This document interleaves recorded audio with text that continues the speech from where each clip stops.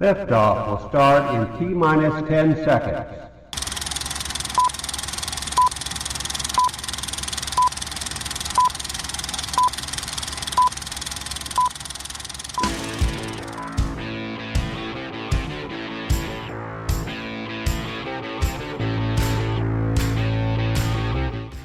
Hey everybody, this is Evan and John, and you're listening to the Boomer and X Show.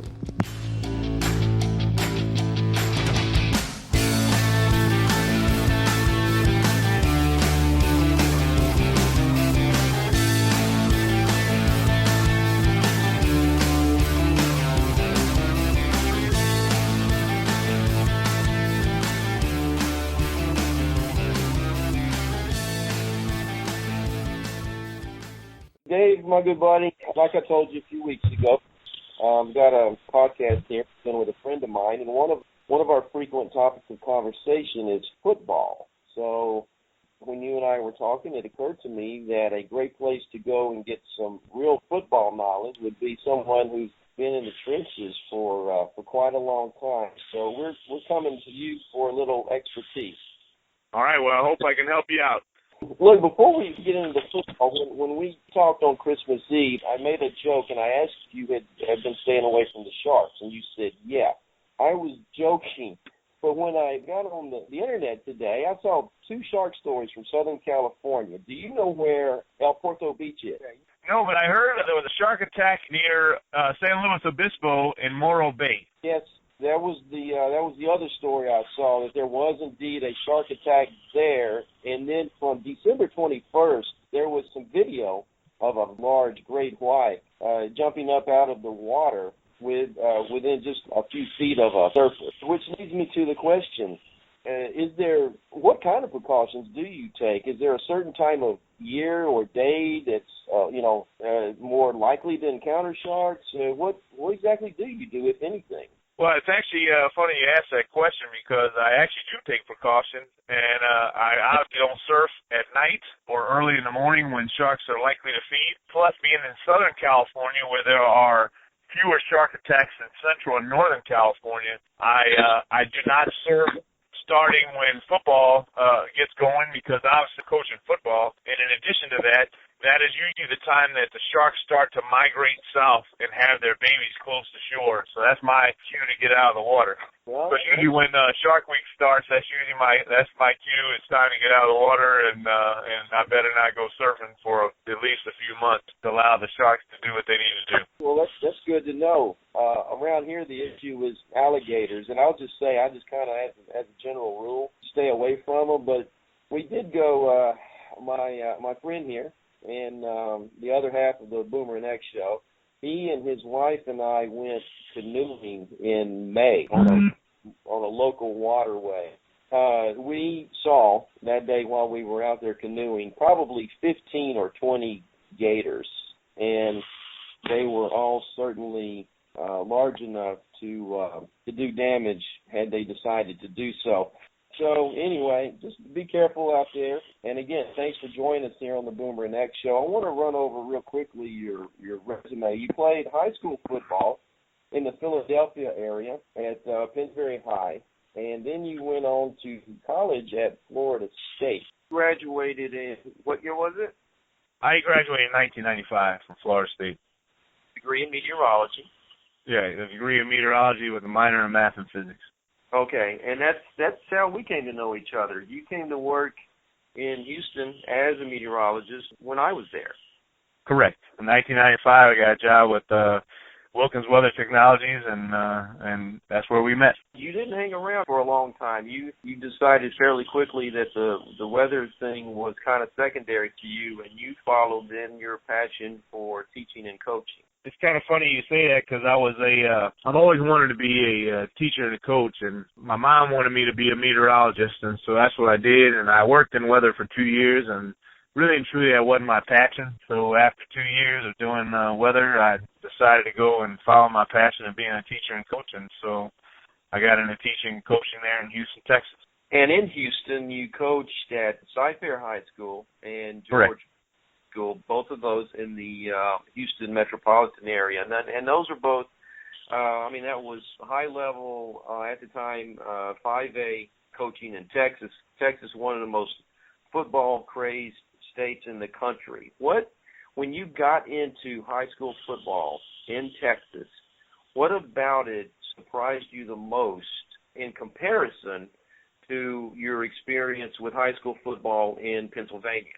Well, obviously, Texas football is very close to God. You got God, and then football comes right underneath that. So football in Texas was enormously much more serious and bigger than anything I ever experienced in Pennsylvania at all. It wasn't even close to any of my experiences. It almost resembled to me something in a college level or even on a professional level type quality football that they had, and it was a very big eye-opener to be subjected to football in Texas. And being a coach like that, starting my coaching career in Texas, you don't get to just jump in at the highest level of football. You start low and you got to work your way up. So starting at Cy-Fair High School was kind of my volunteer opportunity, and then from there I had to go into middle school to work my way up back into 5A football, which I was able to do rather quickly. Did any of it feel daunting or intimidating at times with all of the pressure to win?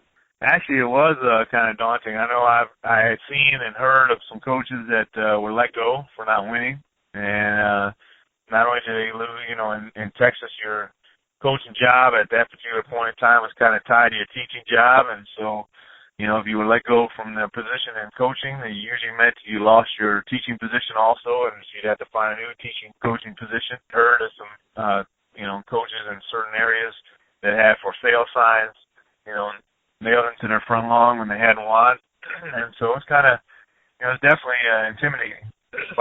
Wow. And pressure-filled, for sure. But you were successful, and you parlayed that success into moving on to the JUCO level. Correct. Yeah, we moved out actually to California in 2004 from Houston, Texas, and I left a really predominant job at that particular point in time, just having won as a coach the league title in track and field, and I came out here for my father and started here coaching high school football, and then from there I moved into junior college football, and that was a great experience here because California high school football is very different than Texas. Explain some of the differences. Well, in Texas, one of the big things they had in 5A football at least was that you had a district stadium where you played your district games, and they were huge games, huge stadiums that sat well over 70,000 people. And coming out here to California, we played our high school varsity football games at the high school, and the stadiums were much, much smaller. And in my opinion and my estimation, I believe the athletes were not as well prepared or as high level as what I experienced when I was coach at Texas. Your junior college experience now, can you draw any comparisons to the junior college situation and your days at Florida State? Are they so different that they can't even be mentioned in the same breath, or are there some parallels? Actually, they are different. I wouldn't even mention those in the same breath at all. Junior college football, again, in California is unique in that they have so many junior college football programs in a very close proximity in the area where I live in Southern California. But as far as playing and, as far as the kind of stadium and crowds we drew, it was minimal to none. And so it was surprising to see that.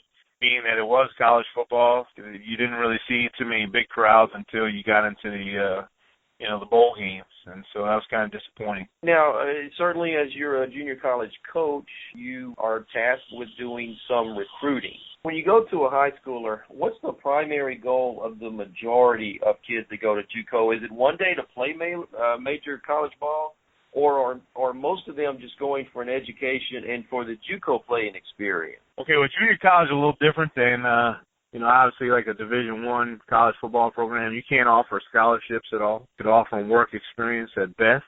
And so when you're talking to a junior college, potential junior college football player, you want to the goal was to get what we call Division I kickbacks. And these are guys that were headed to Division I college, and for one reason or another, most likely grades, they got kicked back, meaning that they didn't get accepted, or they may have lost their opportunity to go play Division I, and then you develop them, and then they go back in the junior. If they're successful in the classroom, you get them to go to a Division I program. That's usually the kind of guys that we got.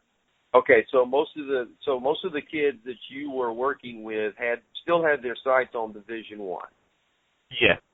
Any ideas on what percentage of them went on to Division I? Well, I don't want to talk about the whole team because I don't know how many guys, on our whole team that we had that actually went Division I. I know of 3 guys in particular that went D1 from our team in my 2 years that spent at JUCO football. Who were they? Brent Roush, who played for Hawaii. D'Angelo Willingham, who played at Tennessee. And Earl Brooks, who played at Iowa State. What was your most fertile recruiting ground when you were a junior college coach? Well, for me, I drew most of my guys knowing that being a defensive backs guy, I know I needed some speed. So obviously drawing out of Texas and Florida were the main areas that I try to get out of. Obviously we got some from South Carolina, but we try to get guys, we try to get the best of the best. So we got them for wherever we could get them. But I know that when I think of speed, I think of Florida, I think of Texas. I think anywhere in the South is pretty good, and you got some in L.A. that's not too bad either. So it's, but I guess the sweet spot kind of starts in Texas and works its way across the deep South into Florida. Well, for me, yeah, for sure. Coming from that area and knowing, the high school coaches that I could call and contact about these individuals, yes, that was my main area. Now, you talked about speed being an emphasis for you, and you talked about it in that part of the country. Would your experience tell you that, say, taking somebody like a defensive lineman or offensive lineman, would you maybe take a first look at another part of the country? Well, no, in the same breath that I said, I was strictly a defensive backs coach, but I know, thinking about my own experience in the South, I tend to draw, especially from linemen, anywhere in that breadbasket of the United States, Texas, Oklahoma, Nebraska. You get those big old corn-fed guys. Those are the kind of guys I wanted, to be on the offensive and defensive line. So maybe more of a Big 12 emphasis then, from Texas up through Nebraska, say maybe a Big 12. Well, Nebraska's in the Big 10 now, but back then they were in the Big 12. More of a Big 12 emphasis, whereas the speed would be in the SEC country, and of course Texas also in the Big 12. Yeah. Now the problem with and here's the thing: LA has some speed. They definitely have. Southern California, LA area, they have some speed, but obviously the area where I was coaching at the time, they know how hot it gets in the summer. So this is not necessarily the greatest destination, being that they weren't getting a scholarship for those kind of guys that are used to being or living near the beach. Now you're trying to get them out here to, Palm Springs area where it gets to, close to 120 or maybe even 120 in the summertime during the day. They don't want any part of that. So, drawing from those Southern California guys were a little tougher sell than the guys that were, let's say, from Nebraska, or they didn't know any different about, Southern California.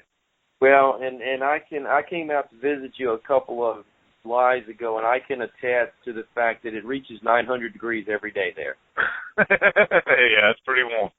Oh my goodness, it was rough. So talking about your guys during the course of the school year, and is there some year-round organized activity or conditioning with the team, or the guys pretty much on their own until summer camp? Now, are you talking about high school or college? Guys now at Shadow Hills. Okay, at Shadow Hills we have at this present point in time, we're getting ready to start in February what they call off-season training. So it's 2 days a week in the mornings, and we take them basically through agilities during the off-season. And the problem is that you can't make it mandatory, and so we don't get a full turnout the way we would like to get, which we would if we were in Texas. We don't get that same kind of turnout that we would here in California. Do you find that the guys that do show up for the voluntary scene tend to perform better in football season because of their commitment? Yeah, I definitely think that they perform better, and I think that if we had a total buy-in, it would make for a slightly more successful program, obviously, if we had a total buy-in from all the guys. And like you've mentioned, it's not quite the religion out there that it is in Texas and other parts of the South as well. So, Dave, with the program now at Shadow Hills High School, you were actually instrumental in starting that school. Yes, I was actually one of 3 coaches that started the high school. It's a brand new high school in the Desert Sands Unified School District, and I was one of 3 coaches to actually start that program. So was the school brand new and they just didn't have a football program, or it all came into existence at the same time? Or was the school without a football program? It all came in at the same time. It all came together where the school was built and the football program started from the ground up. So I was one of the, as I said, 3 coaches that were there to build the program from the ground up. And what was the first year of the school? The first year of the school was in 2010. So it's still, even after the 2014 season, which just wrapped up, it's still a new school. Correct. It's still a fairly new school, and as of last year, we had our first group of seniors. So this is our second group of seniors that will be finishing now. What classification do you guys play in? Well, they don't really have a classification per se as they do out in Texas, where you have the 1A, 2A, 3A, 4A, 5A, and now 6A. It's more of a regional thing here in California, but we would be considered a smaller school. Although we have 3,500 plus kids, we'd be considered a smaller school. We're playing a small division, so. I see. So you have an enrollment of 3,500. Correct. Wow. Yeah, it's pretty big. Yeah, that is big. What's been, well, with starting from scratch, I know that's tough.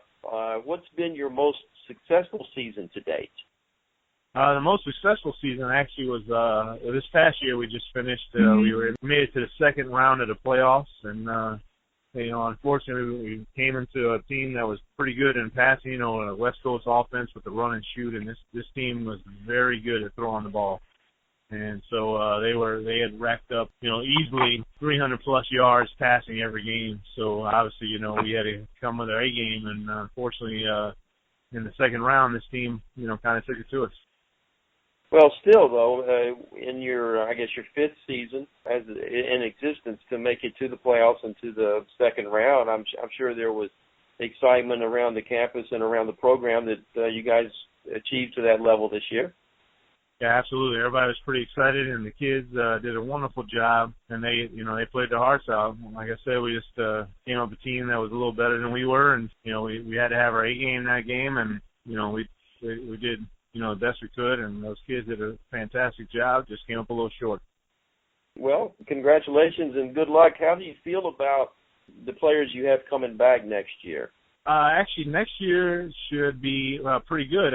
We got a kid that just moved here from Kansas, so we're as long as he takes care of the business in the classroom, we should be just fine. And definitely looking forward to improve on what we did this year, and hopefully make it into another round, additional round in the playoffs, and maybe into even the CIF final. Now, do they have, like we have in Louisiana, do they have freshman teams and junior varsity teams? Yes, we have a freshman team, a JV team, and a varsity team. It's a little different here because in California, you got to they allow you to take those kids that are in the freshman program and actually move them up to varsity if they're willing to go. Do you have the original staff, coaching staff that you had when you guys started in 2010?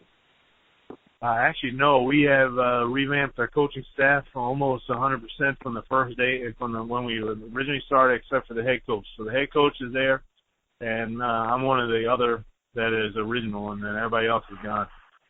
Again, good luck with your coming year. Do you have any guys that have played or are playing in the NFL that you previously coached?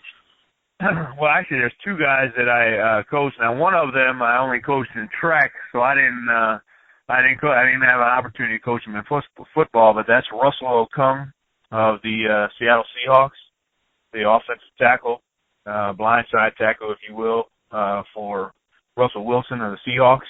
He's a starter. And I coached him in track. I didn't get a chance, like I said, I didn't get a chance to coach him in football. And then D'Angelo Willingham, who also went into the NFL from Tennessee, and I coached him at COD. And he did not make it into the regular season. He was cut in the preseason. He started off with the Bucks, and then he went to Seattle, and finally finished with the Patriots. Even though he got an interception in the last game, they cut him. So he unfortunately didn't get to play the regular season with any NFL team. Now the guy that's in Seattle now, and that you coached in track, and he's offensive lineman. What was his specialty in track? He's actually a thrower.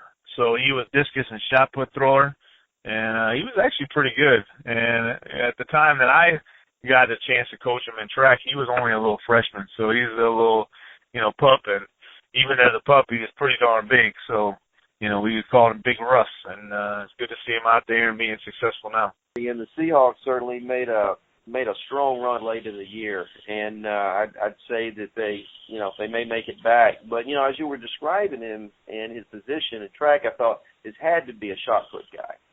Yeah. Dave, I want to move on from football just a little bit now and talk about an organization that you know a little something about called All Pro Dad.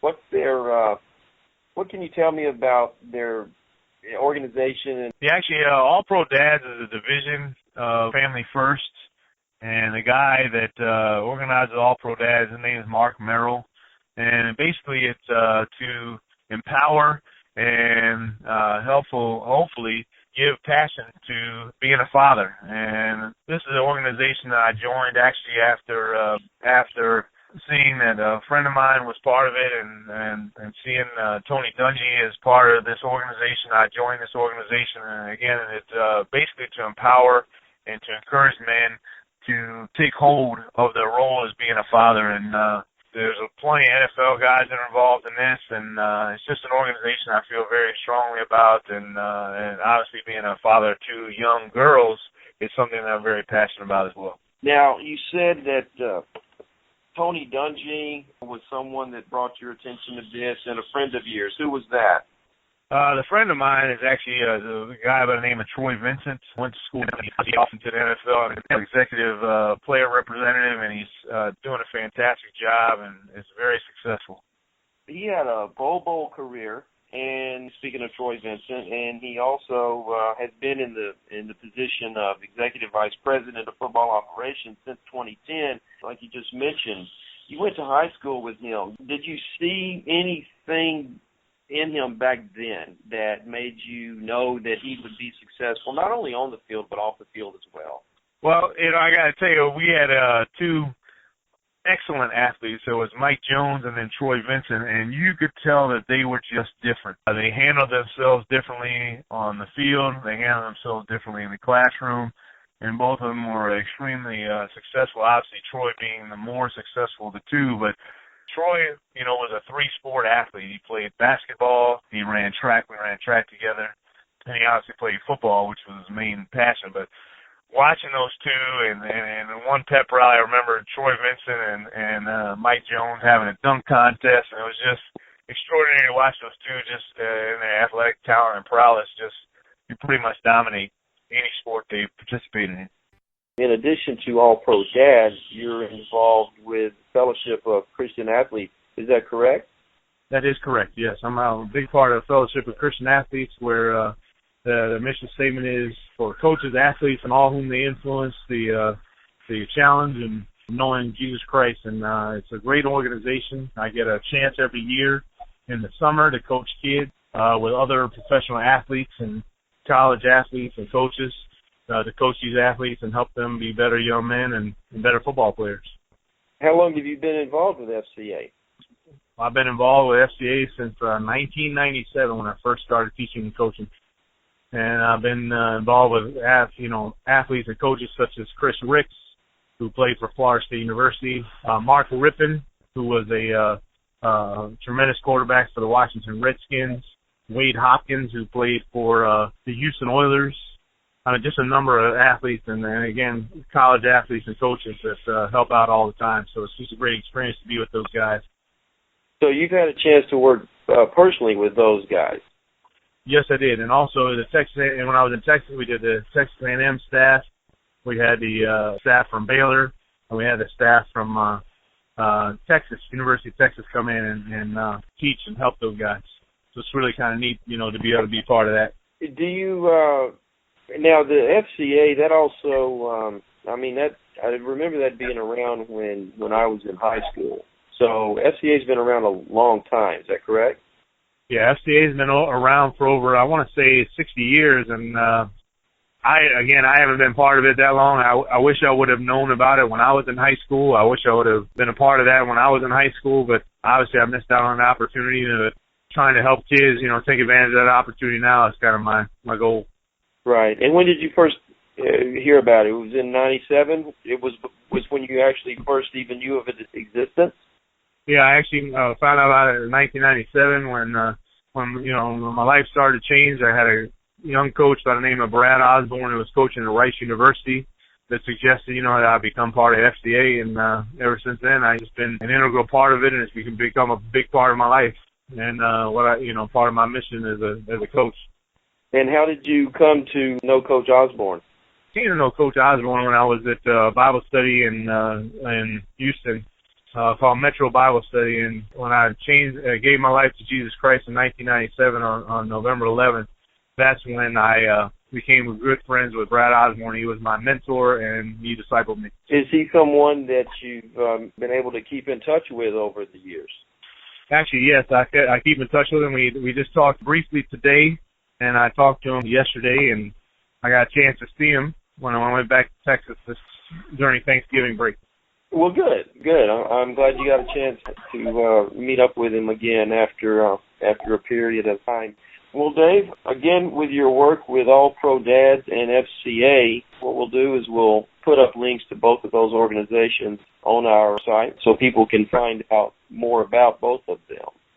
Great, that'd be fantastic. And hopefully we can do this again soon and maybe talk about the Florida State program a little bit. Yeah, that'd be fantastic and a great opportunity to be able to talk about Florida State and all the experiences there.